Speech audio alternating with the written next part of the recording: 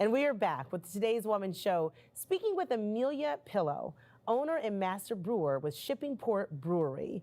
Amelia, you have entered into a male-dominated space. 2019, according to the Brewers Association, only 7.5% were women? That's true.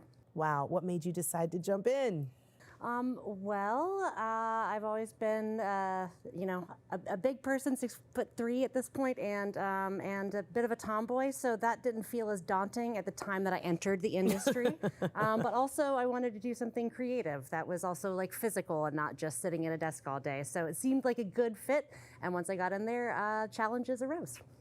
Challenges. Why am I not surprised in a male-dominated industry you had challenges?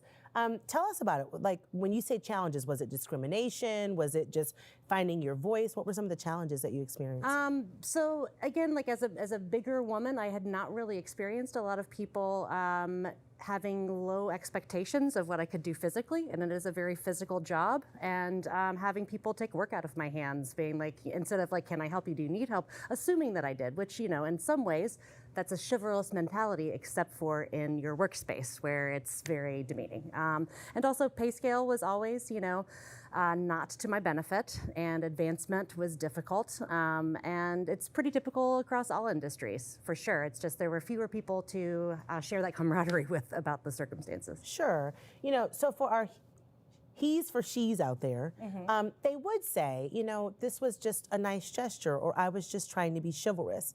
How do you help them understand that in the workspace, we like to hold our own where we can? Yes, I think that that's the most important thing, is that thinking of the circumstances of competency, and in a workspace scenario, you have to assume that someone is competent and able to decide when they need help, and to ask you for it, and for you to not make that decision for them, because you would not do that for your male counterparts in those circumstances. Very fair, very, very fair. I think that was a great, great, great response.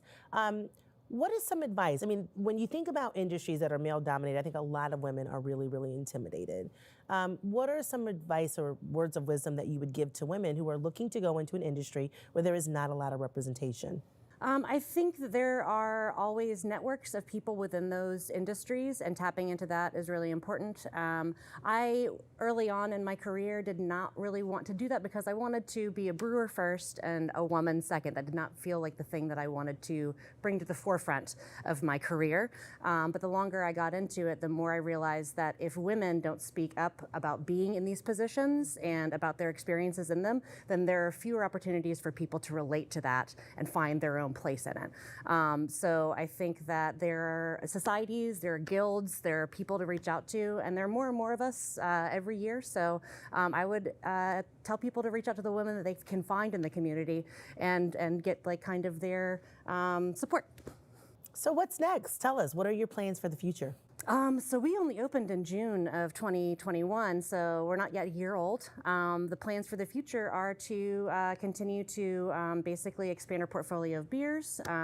We actually are only operating a pilot system right now and got the tap room open in 2021. So we're going to be building out our full-scale brewery next year.